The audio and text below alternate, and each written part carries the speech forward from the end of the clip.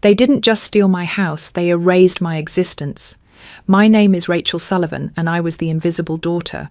While I worked my whole life to earn everything I had, my parents secretly forged my signature, sold the lake house my grandfather left me, and funneled every cent into my sister's $150,000 wedding.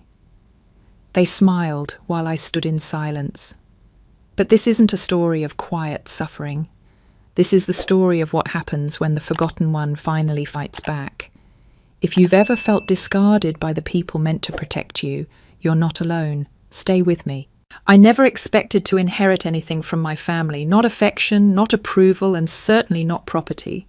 That's just how it had always been. So when the lawyer read Grandpa Ed's will and said, "To my granddaughter Rachel Sullivan, I leave the lake house and all its contents," the room fell into a silence that felt louder than any scream. I was 36 years old, single by choice, and a successful architect who had built my own firm from scratch. I wasn't flashy, I didn't post my life online or chase validation, but I had carved out something solid for myself, on my own terms. And the lake house was the only place where I'd ever felt truly seen. Grandpa Ed wasn't like the rest of the family. He was quiet, observant, and steady. The kind of man who built his own dock with bare hands and believed more in actions than words. He taught me how to saw wood, how to patch drywall, how to drive a boat. But more than that, he taught me how to listen, to nature, to people, and to myself. While my parents were always too wrapped up in my younger sister Vanessa's constant dramas and delicate emotions, Grandpa Ed noticed me. Every summer from the age of 6, I'd spend weeks at the lake house with him. Mornings started with pancakes and quiet fishing. Afternoons were for canoe rides, reading by the fireplace, or building birdhouses. Evenings were slow and peaceful, filled with long talks on the dock while the sun disappeared behind the trees. It wasn't just a house, it was where I learned how to be okay with myself. So when he passed away and I got the call about the will reading, I didn't think much of it. I assumed the house would be sold and the money split. That's what people did in our family, made practical decisions, avoided sentiment. But then came that line, "To Rachel Sullivan." The pause afterward was suffocating. I could feel my mother stiffen beside me, her fake smile frozen in place. My father's jaw tightened, his hand clenching the chair. And Vanessa, always the centre of everything, just blinked as if someone had slapped her without touching her. "She always did love the lake," the lawyer added, almost as an afterthought. No one said a word. I managed a polite thank you, but inside my mind raced. Why me? Why just me? Later, as we stood outside the law office, my mother broke the silence. "How thoughtful of your grandfather," she said, with a voice dipped in sweet poison. "He always had a soft spot for you." Vanessa crossed her arms. "It's just weird, you know? I spent summers there too." "Not like I did," I wanted to say. "You hated the bugs, the silence, the lack of cell service. You begged to go home after 2 days. But I kept quiet, as always." Even then, a sliver of unease crept into my gratitude. I was thankful, truly, but I couldn't shake the look on my parents' faces. Not hurt, not disappointment, calculation, as if something had just been taken from them that they'd assumed was already theirs. Still, I didn't push. I visited the lake house the next weekend, unlocked the front door, and inhaled that familiar scent of pine and fireplace. His fishing rod still hung above the mantel. His old boots sat by the back door, and his presence lingered, stronger than grief, more comforting than memory. I stood on the dock at sunset, the sky bleeding pink and gold into the water, and whispered, "Thank you, Grandpa." But something inside me still whispered back, "Be careful." Growing up in the Sullivan household meant knowing your place, and mine was somewhere between invisible and inconvenient. From the age of 10, I was making my own lunches, signing my own permission slips, and walking myself to school. If I wanted new clothes, I babysat the neighbours' twins. If I needed help with homework, I figured it out. My parents weren't cruel, they were just distracted by Vanessa. She cried easily, bruised quickly, and mastered the art of being fragile. At 5, she was diagnosed with a sensitive temperament, a label my mother treated like a royal decree. Vanessa needed quiet. Vanessa needed her own room. Vanessa needed undivided attention. And so Rachel learned how to disappear without making a sound. By the time we were teenagers, the gap between us had widened into a canyon. While I worked 2 jobs to save for a summer architecture camp, Vanessa got ballet lessons, weekend getaways with Mum, and a car for her 16th birthday. I applied for scholarships and filled out college applications alone. She took a gap year to find herself in Europe, fully funded by our parents. And yet, despite everything, I never let bitterness take root. Maybe it was habit. Maybe it was the lake house. Maybe it was Grandpa Ed, who reminded me every summer that my worth had nothing to do with how loud I was or how many tears I shed. Still, even after inheriting the lake house, I tried to maintain some kind of bridge with my family. When Vanessa got engaged to Brent, a trust fund baby turned wellness entrepreneur, I reached out first. "If you want, the lake house would make a gorgeous backdrop for your engagement photos," I texted, attaching a few scenic shots of the dock and the fire pit. She replied a day later with a simple, "Thanks, but we've already booked a vineyard. It's more curated." Curated, as if the lake house was a rustic relic rather than a sacred space, but I let it go, chalking it up to her taste. She'd always preferred glamour to authenticity. 2 weeks later, I drove up to the lake house for a long weekend. Fall was settling in, red leaves floating on the water, the air crisp with wood smoke. It was my sanctuary, now more than ever. But as I turned onto the gravel path, something felt off. The gate was slightly ajar, which was strange. I always locked it. At first I thought maybe I'd forgotten, but then I noticed tyre tracks, fresh and not mine. I parked, heart thudding. The door was locked, but the doormat was crooked, and a few pine needles had been disturbed in a pattern that suggested movement. Inside, everything looked mostly untouched. Mostly. The throw blanket I usually kept folded on the armchair was draped over the back of the couch. A mug sat in the sink. A faint trace of perfume lingered, not mine. Later that day I ran into Mrs. Cartwright, the elderly neighbour from across the cove. She was walking her dog along the trail that wrapped behind our properties. "Oh, Rachel. Good to see you, dear," she chirped. "Was that your cousin visiting last week? The young woman with the red car?" I blinked. "I haven't been up in a month." She looked confused. "Oh? Well, someone was here. She parked by the boathouse and stayed for a few days. I assumed she had your permission." I smiled thinly. "Of course. Probably Vanessa checking something for the wedding." But as I walked away, the unease in my chest hardened into something sharper. Vanessa hadn't mentioned visiting, and she certainly didn't drive a red car. Vanessa called it the wedding of the century before she even picked a date. From the moment Brent slipped that gaudy 3-carat diamond ring on her finger, she transformed into a full-time bride.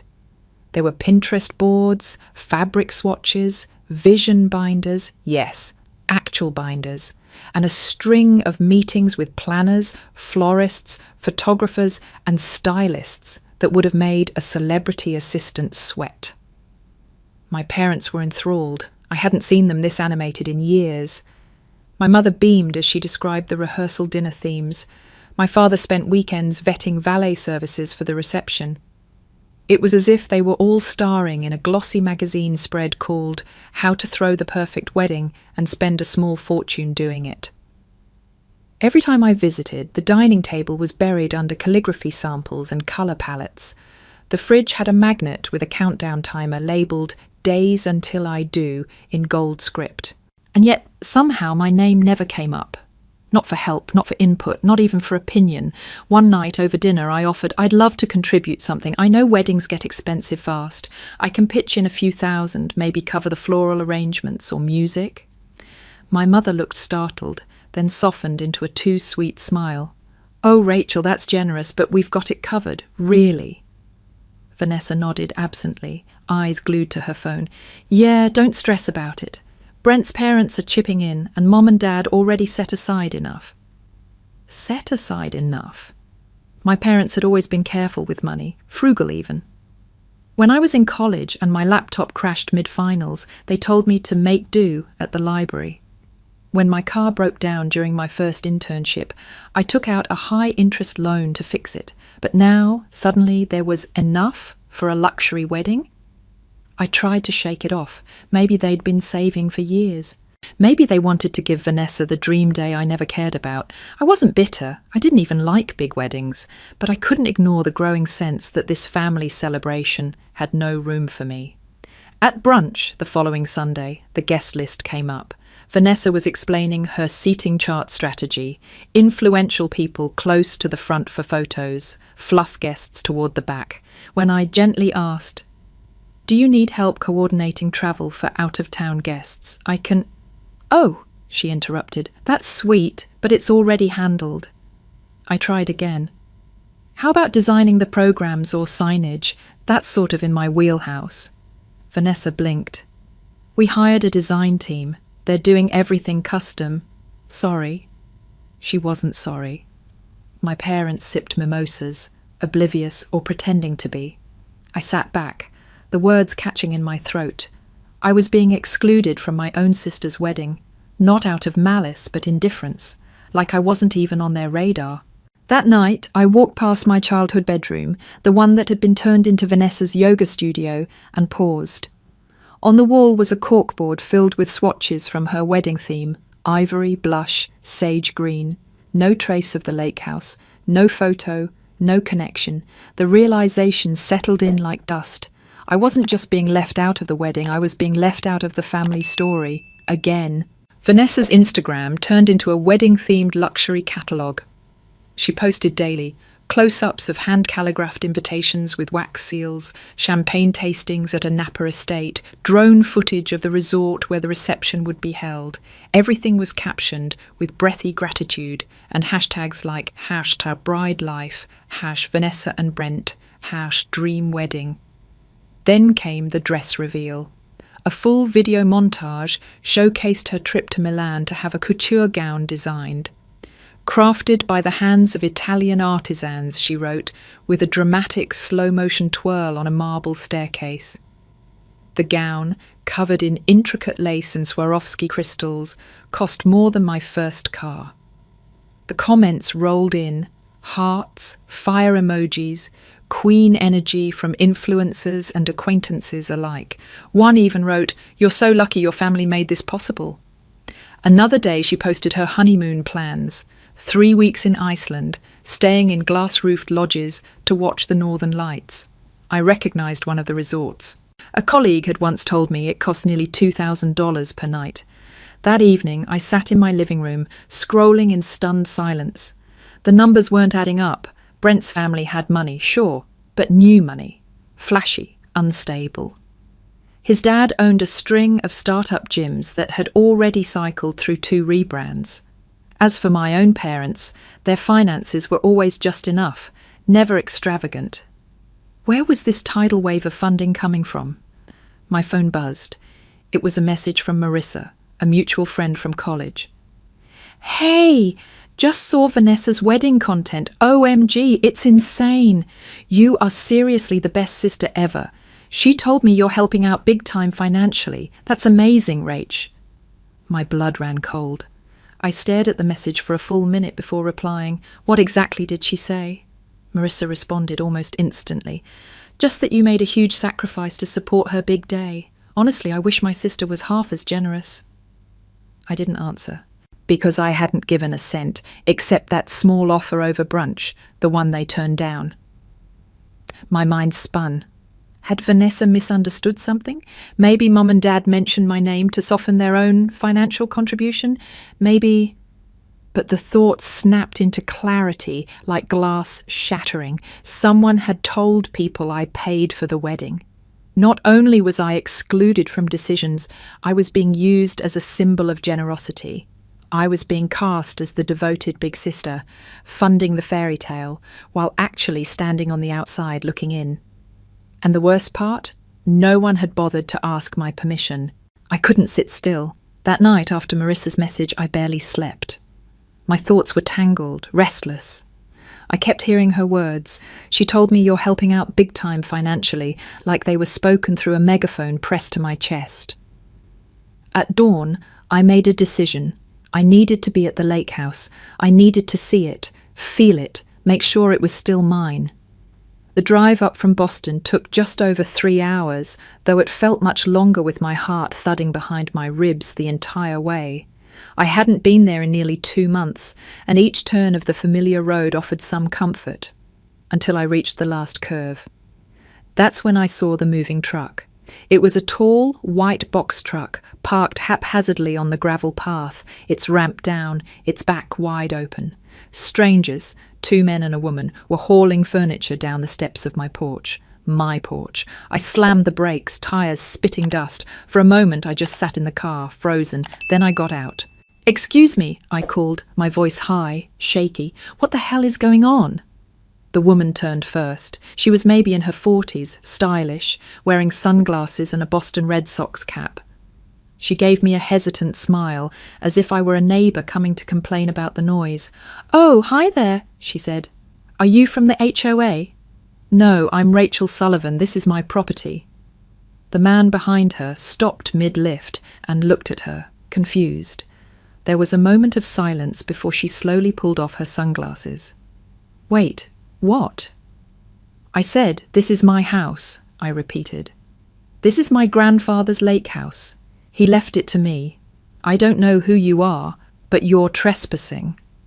The man set down the coffee table he was carrying and stepped forward, holding a folder under one arm. "I think we need to talk," he said. "I'm David Grant. My wife, Laura, and I just bought this place. We closed on it 2 weeks ago." I blinked. "No, that's not possible." He opened the folder and handed me a printed packet. I scanned the first page and my blood chilled.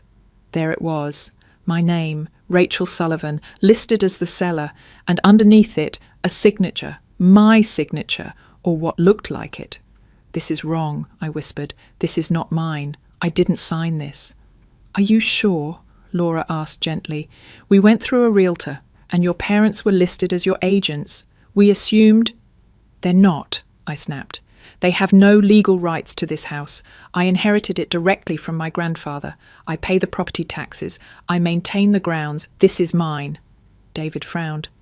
"We didn't know. Everything went through so smoothly. We were told you lived abroad and handled the sale remotely." I almost laughed, a dry, bitter laugh that didn't make it past my lips. I flipped through more pages, each one twisting the knife deeper. My forged signature appeared again and again, on the deed, on disclosure forms, on transfer documents, all notarized, all stamped, all lies.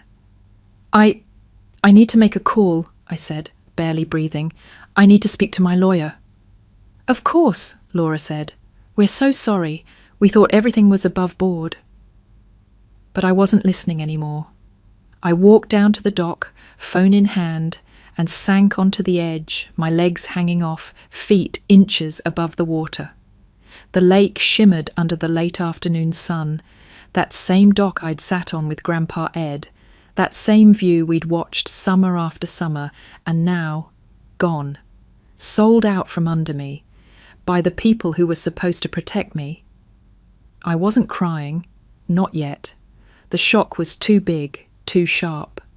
My hands trembled as I finally pressed the contact for Stephanie, my attorney.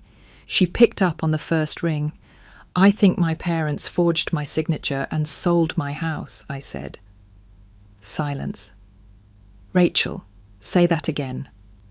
"They sold the lake house. I'm standing on the dock. Strangers are moving in. They have papers with my name, my signature, but it's not mine." "Oh my God," she said. "Okay, stay there. Don't confront anyone else. I'll call the county records office. We're going to sort this out. I promise." But in that moment, standing on the dock, nothing felt fixable, only broken. The county clerk's office smelled like dust and old toner.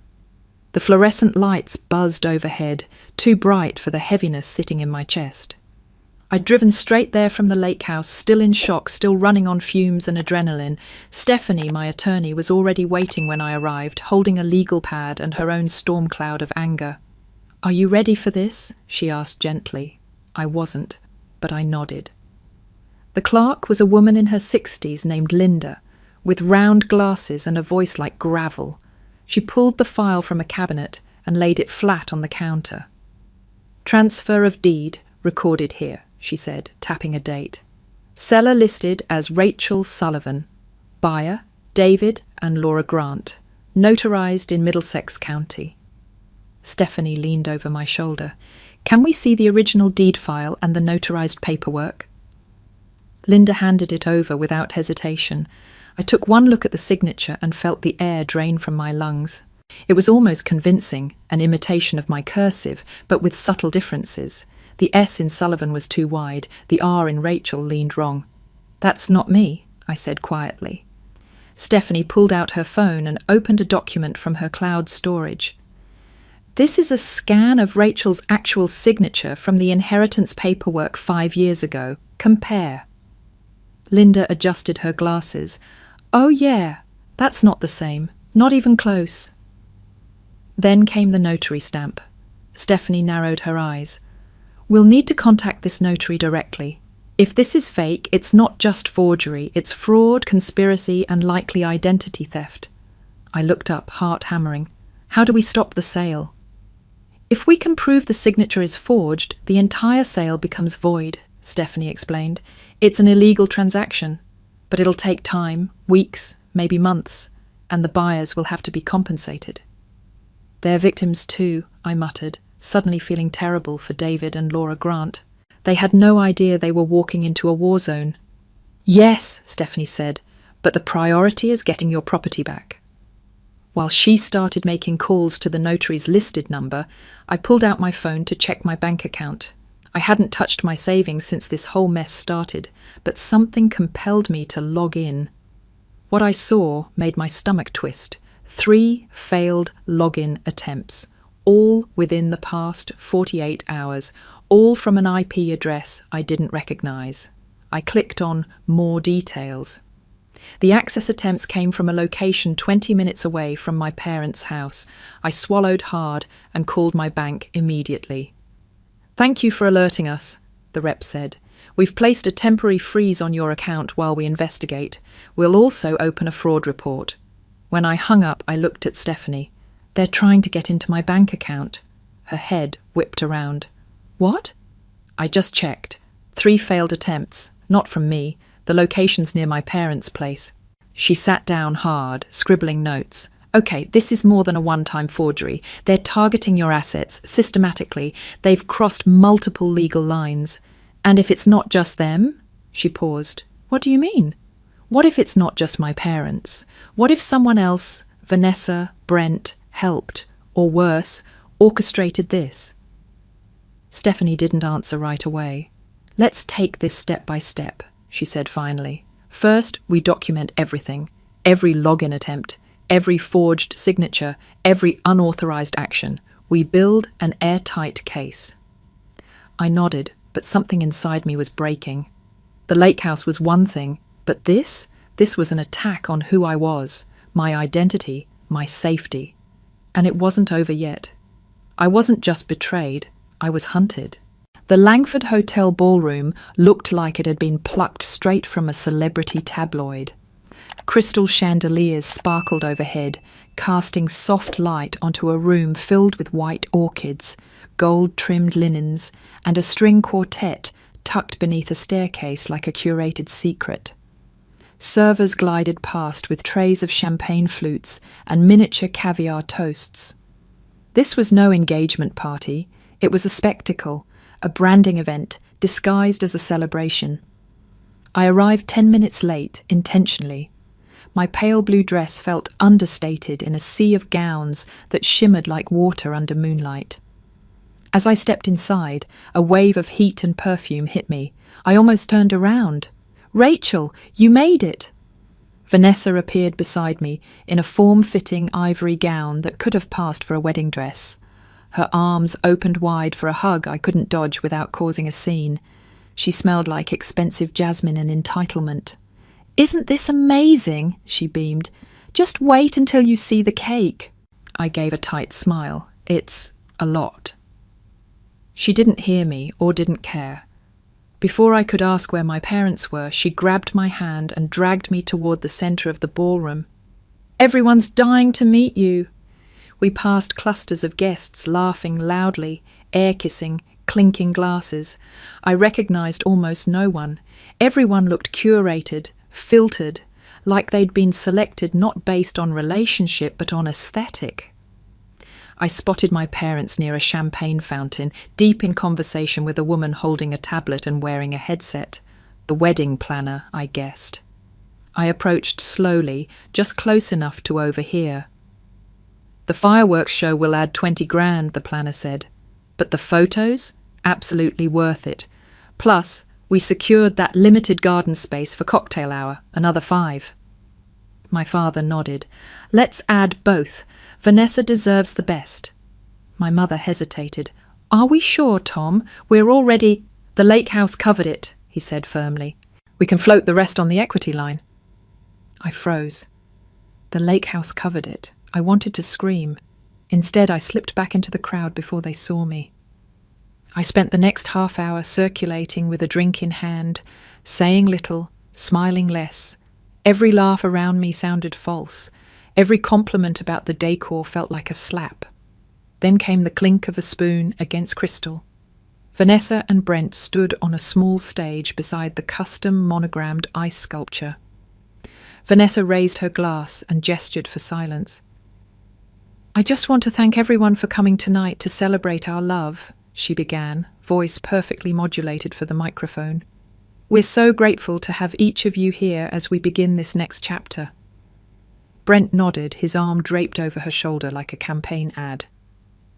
Vanessa continued, "We want to especially thank my amazing parents who have made this whole dream possible." Applause. My parents beamed. "And most of all," she said, turning toward me, "I want to thank my sister, Rachel." My spine went rigid. She did something extraordinary, something I never expected, and something I'll never forget. I shook my head slightly, not understanding. "She sold the lake house my grandfather left her, our childhood retreat, just so Brent and I could have the wedding of our dreams. That level of generosity.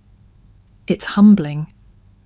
Gasps, applause. People turned to look at me with admiration, nodding, smiling. I couldn't move, I couldn't breathe. Vanessa raised her glass toward me. "To Rachel, the best sister a girl could ask for." The room erupted. Brent added, "We love you, Rach." I stared at them, unable to respond. The blood drained from my face. They hadn't just stolen my house, they'd rewritten the story. I slipped out of the ballroom before dessert. The applause still rang in my ears, hollow and cruel. Outside, the hotel's garden was empty, save for a few staff taking a break and the muffled hum of string instruments drifting through the tall glass windows. I needed air, space, anything to clear the static rage building in my chest. They'd painted me as a saint to justify their crime, and worse, people believed it.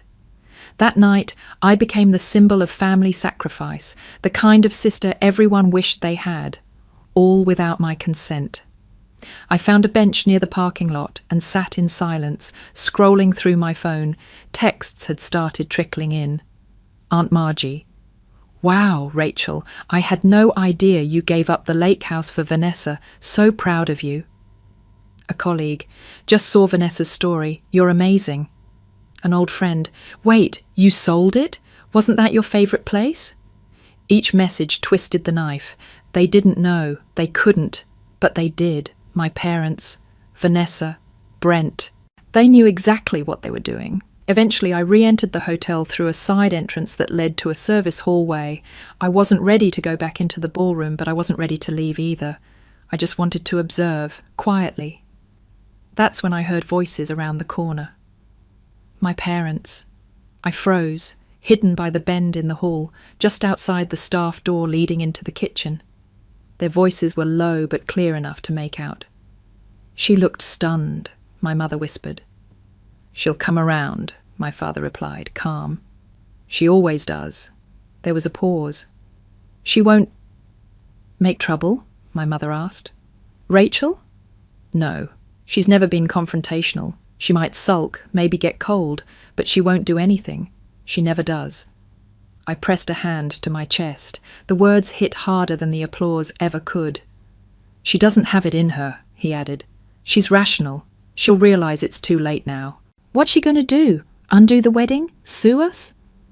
They both chuckled softly. My throat tightened. They didn't just assume I would stay quiet. They counted on it. It wasn't just the theft. It was the belief that I didn't matter enough to fight back, that my silence was permanent, predictable, a personality trait they could exploit.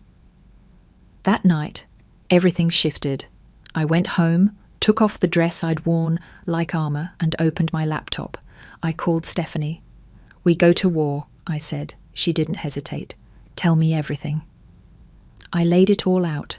The forged documents, the false narrative, the speech, the conversation I overheard. She listened, taking notes, her voice sharp with purpose. "This is more than emotional betrayal," she said. "This is calculated fraud, multiple counts." "But we're not doing anything until after the wedding," I added. There was a pause. "Why?" "Because if I act now, I become the villain. The bitter sister who ruins the big day. No one will listen to facts. They'll only see disruption." "Strategic," she said, impressed, "but cold." They were colder. Stephanie agreed to start gathering documents and preparing filings, but to hold formal action until the wedding ended. We would build everything, our case, our timeline, our leverage, so that the morning after their fairy tale, they'd wake up in a legal nightmare. I spent the next week in quiet preparation. I requested copies of the deed, cross-referenced the forged notary stamp, downloaded screenshots of Vanessa's posts that referenced the lake house. I printed texts, emails, and bank alerts. I created folders, one for the court, one for the press if needed. Each file I compiled felt like a brick in a fortress I was finally building around myself, a fortress made not of silence, but of proof. The next time they underestimated me would be their last. The day of the wedding dawned clear and golden, as if the universe had conspired to bless Vanessa's perfect fairy tale. The weather was flawless, soft breeze, sun-kissed air, the kind of light photographers pray for. Birds chirped like extras in a romantic comedy. Everything was in place. I arrived early at St. Augustine's Chapel, dressed in blush silk, the shade Vanessa had chosen for the bridesmaids because it complemented every skin tone and didn't upstage the bride. My hair had been curled, my makeup professionally applied. I looked like a porcelain doll, and I felt like glass, hollow, fragile, ready to crack. Vanessa floated into the bridal suite like royalty. Her gown, custom Italian, hand-stitched beadwork, cathedral-length veil, shimmered with every movement. The dress alone was worth more than my first apartment. Her makeup was flawless, her smile polished. She was glowing, and she never once looked at me. I stood to the side while the photographer orchestrated the usual shots. Bridesmaids laughing with champagne, Vanessa pretending to be surprised by her bouquet, a staged tear as her mother adjusted her veil. I smiled on cue. I posed when called. I moved through the motions like a puppet on a string. Inside the chapel, guests filled every pew. Rows of white roses lined the aisle. A quartet played some ethereal version of a pop song. Vanessa walked down the aisle like she was descending from heaven, Brent waiting at the altar in a designer tux, blinking back rehearsed emotion. I stood beside her as she exchanged vows. She cried just enough to be charming. Brent's voice cracked at all the right places. Everyone sighed. The priest pronounced them husband and wife, and thunderous applause filled the church. Cameras flashed, doves released from the front steps. Outside, vintage Rolls-Royce cars waited to transport the bridal party to the reception at the Marlowe estate, a sprawling mansion-turned-event space overlooking the cliffs. The cocktail hour was held in the terraced gardens, complete with a raw oyster bar, champagne tower, and live harpist. I watched guests marvel at the view, sipping champagne like royalty. Every detail was perfection, every flower arranged by hand, every dish plated like art. And everywhere I looked, there was a reminder. The monogrammed menu cards, bought with my house, the 10-piece band flown in from New York, bought with my house, the drone cameras circling above for cinematic footage, bought with my house. I sat through dinner, a 5-course meal with gold leaf on the dessert, listening to toast after toast. Brent's best man told childhood stories. Vanessa's maid of honor sobbed about their unbreakable bond. My parents beamed like royalty. Then Vanessa stood. She tapped her crystal glass and faced the crowd, her new husband holding her hand. "I just want to say one more thank you," she said, her voice warm, soft, perfectly amplified. "To someone very special, someone who made this day possible." I felt 100 eyes shift toward me before she even said my name. "To my sister, Rachel, you gave up something priceless so we could have this. You made the biggest sacrifice and I'll never forget it." Another round of applause. A few people stood. My mother dabbed her eyes. My father raised his glass toward me, lips mouthing "thank you." I nodded. That was all I could do. Because every word was a lie, every smile was theft. And yet I smiled back, played the part, held the mask a little longer. But beneath the surface the storm had never stopped brewing. And tomorrow they'd all see what I'd really been planning. At exactly 8:00 a.m. the next morning I pressed send. 2 emails left my outbox simultaneously. One went to my parents, subject line, "Notice of legal action." The other to our extended family, a simple, sharp title, "The Truth Behind Vanessa's Wedding." I had barely finished my coffee when my phone started vibrating like a ticking bomb. Call after call, texts piling in. My father first, then my mother, then again, alternating like a panic metronome. I didn't answer.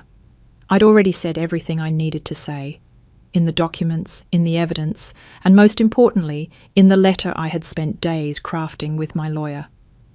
It was attached to the email and read, "Mum, Dad, you didn't just sell a house. You sold the last place in the world where I felt safe. The lake house wasn't a property, it was Grandpa's legacy. It was the summers he spent teaching me how to build, how to breathe. You took it, forged my name, and funded a wedding that I wasn't even allowed to participate in. Then you paraded me in front of everyone like a willing donor. You stole from me, and you lied to everyone about it. What's worse, you assumed I wouldn't fight back. You assumed I would stay quiet, like I always did. But I'm done being the silent daughter. The documents attached include evidence of fraud, forgery, and financial misrepresentation. The notary has confirmed the signature is not legitimate. My bank has flagged suspicious activity tied to your address. The buyers of the lake house are cooperating in reversing the sale. You will be liable for damages, attorney fees, and criminal penalties unless a settlement is reached. Additionally, I've informed the rest of the family. They deserve to know the truth about what happened and about who you really are. I will be pursuing this to the full extent of the law. Do not contact me unless it's through legal counsel. Rachel. By 10 a.m., my Aunt Judith had responded with a single sentence, "I am so sorry. We had no idea." My cousin Ben sent me a voice note full of anger, not at me, but on my behalf. "They made you look like a hero while gutting you behind the scenes," he said. "This is beyond cruel." And then, at 10:17 a.m., the final nauseating twist landed in my inbox. Stephanie forwarded me a document she'd obtained from a financial investigator. It was a loan agreement, a personal line of credit, $85,000 taken out under my name. "Rachel," she said on the phone, voice tight with fury. "This was filed 3 months ago. It uses your social security number, your signature, but the handwriting matches the forged deed, and the IP address used to file the digital application traces back to your parents' home." I couldn't speak. "They used you," she continued, "not just for the lake house, but to access more cash, possibly for the honeymoon or other wedding expenses. We're still tracing the funds." I stared at the ceiling, a strange calm wrapping around my bones. There it was. The confirmation that this wasn't a moment of poor judgment. It was a pattern, a scheme, a crime. I wasn't even a person to them anymore. I was a resource, a bank account, a vault they thought they could breach without consequence. The sorrow I'd carried, like a heavy fog, evaporated instantly. What replaced it was steel. I wasn't the daughter who stayed quiet. I wasn't the sister who sacrificed. Not anymore. I was the reckoning. They scheduled the emergency family meeting at my parents' house, Sunday afternoon, 2:00 p.m. sharp. The same house where I'd eaten birthday cake as a child. The same one where my old room had been converted into Vanessa's yoga studio.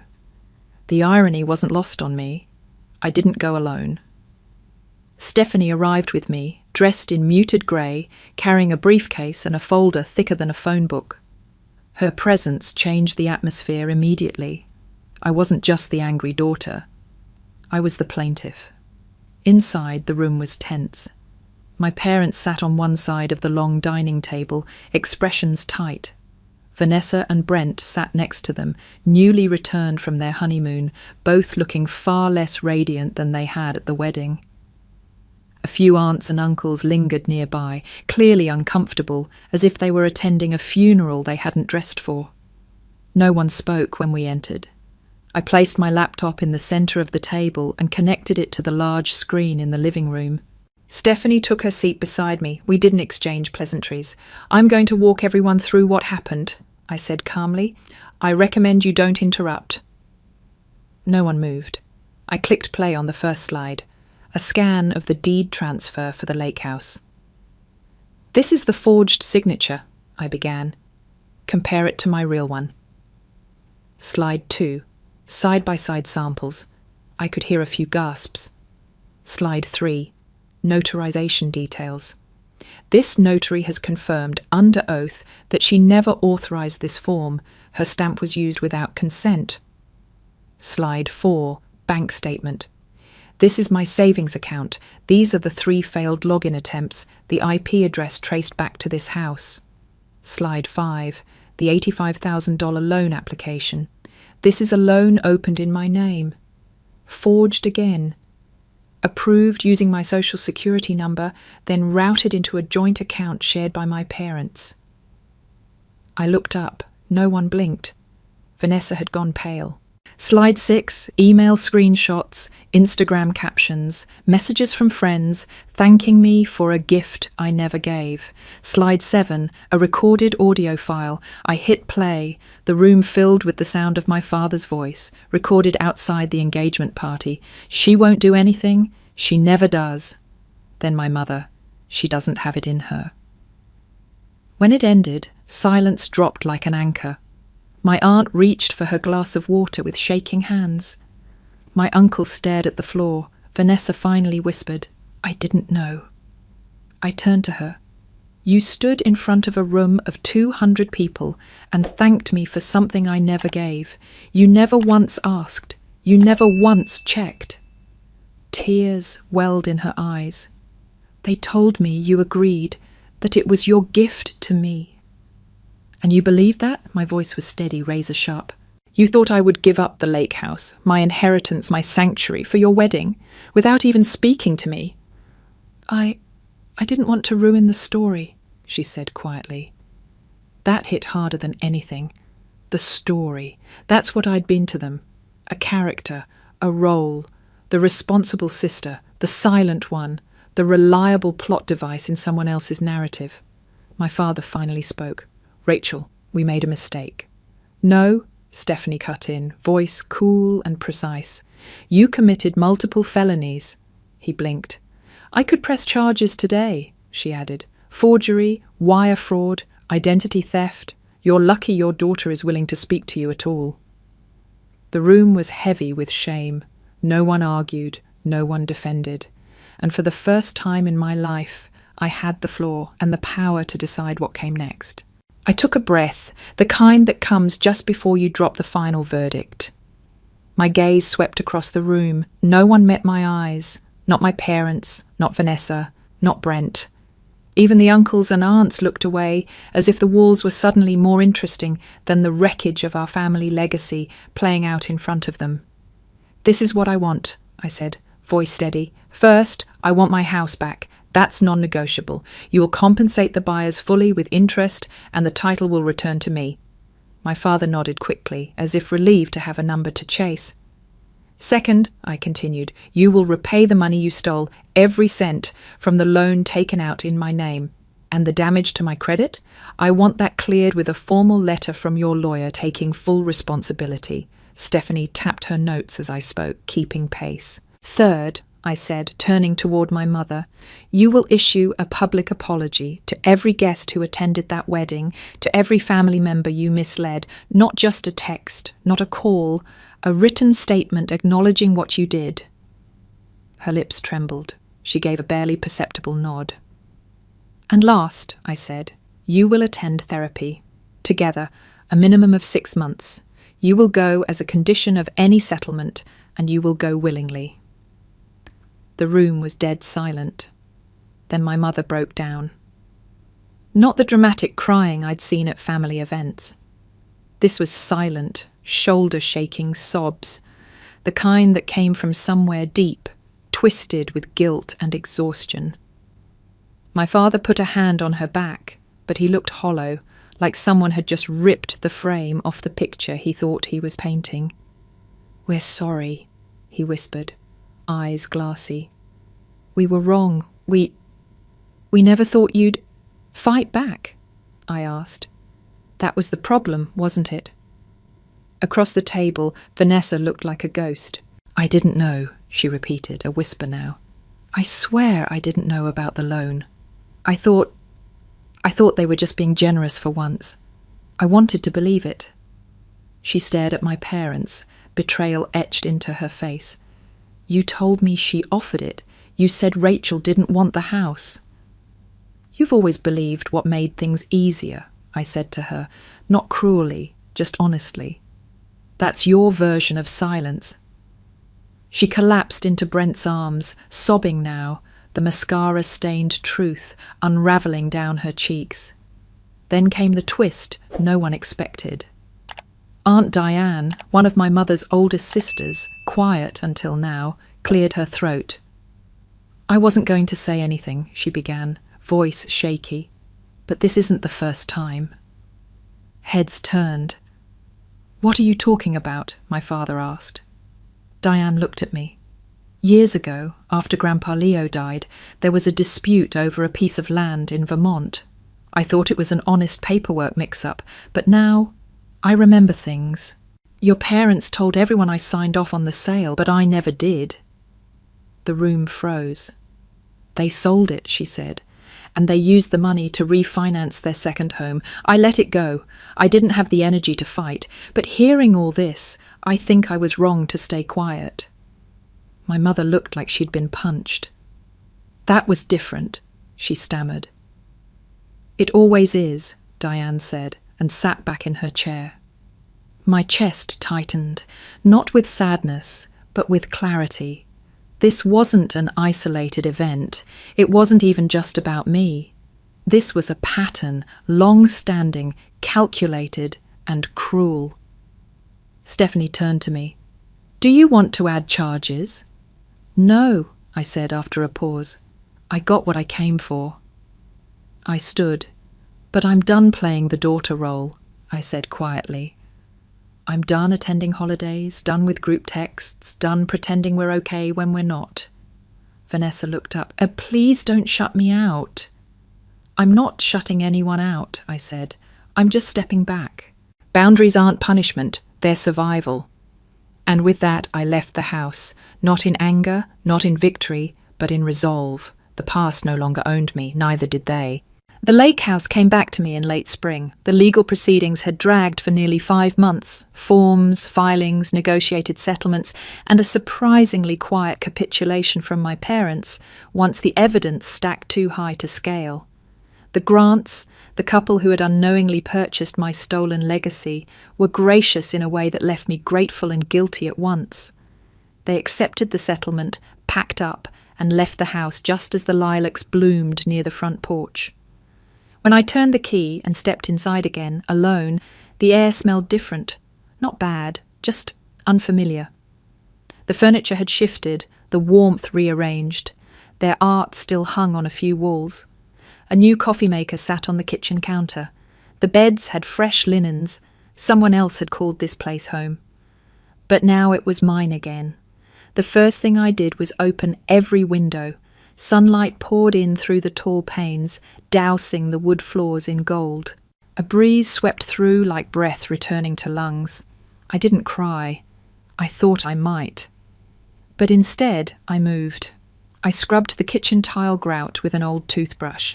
I washed every curtain, repainted the living room in the same sage green Grandpa had once picked. I patched nail holes in the walls and replaced the knobs on the bathroom cabinets.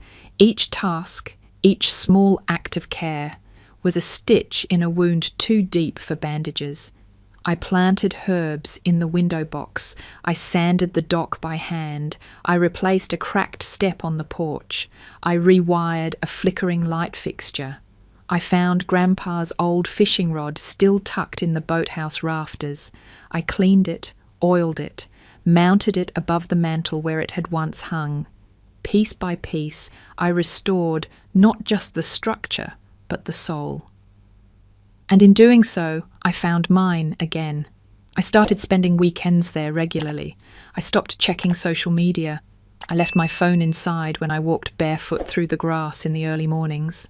I read books on the screened-in porch until the sun dipped into the lake.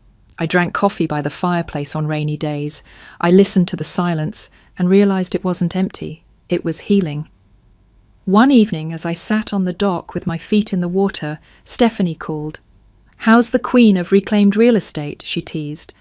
"I'm covered in paint and mosquito bites," I said, "but I think this place is saving my life." "You saved it first," she replied. That summer passed slowly, like syrup pouring from a jar.